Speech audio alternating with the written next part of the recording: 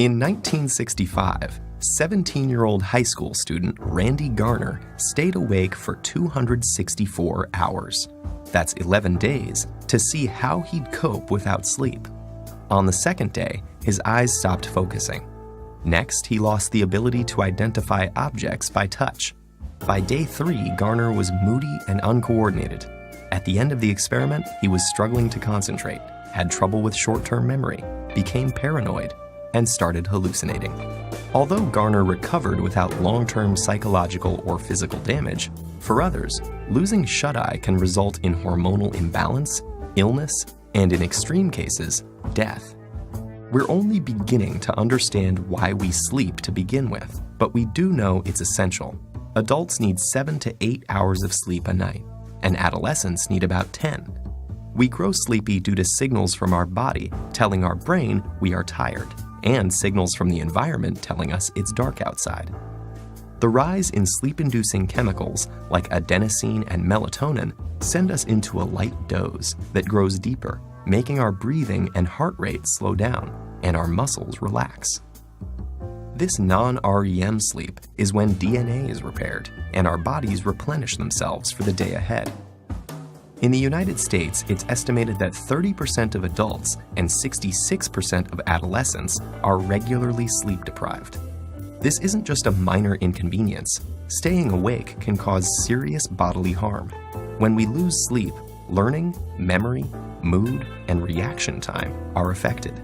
Sleeplessness may also cause inflammation, hallucinations, high blood pressure, and it's even been linked to diabetes and obesity. In 2014, a devoted soccer fan died after staying awake for 48 hours to watch the World Cup. While his untimely death was due to a stroke, studies show that chronically sleeping fewer than 6 hours a night increases stroke risk by 4.5 times compared to those getting a consistent 7 to 8 hours of shut-eye. For a handful of people on the planet who carry a rare inherited genetic mutation, sleeplessness is a daily reality.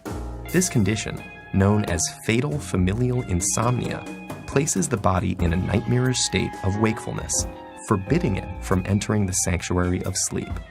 Within months or years, this progressively worsening condition leads to dementia and death.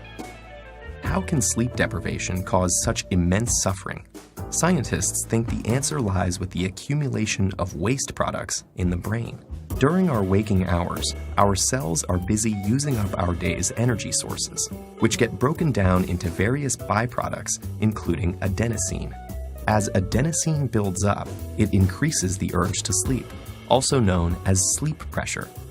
In fact, caffeine works by blocking adenosine's receptor pathways.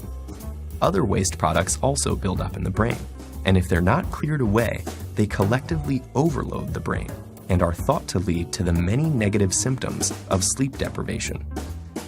So, what's happening in our brain when we sleep to prevent this?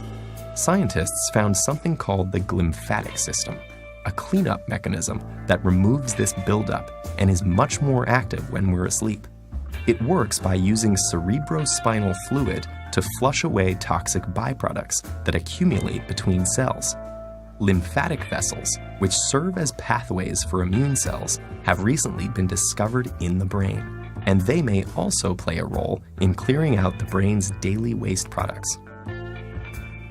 While scientists continue exploring the restorative mechanisms behind sleep, we can be sure that slipping into slumber is a necessity if we want to maintain our health and our sanity.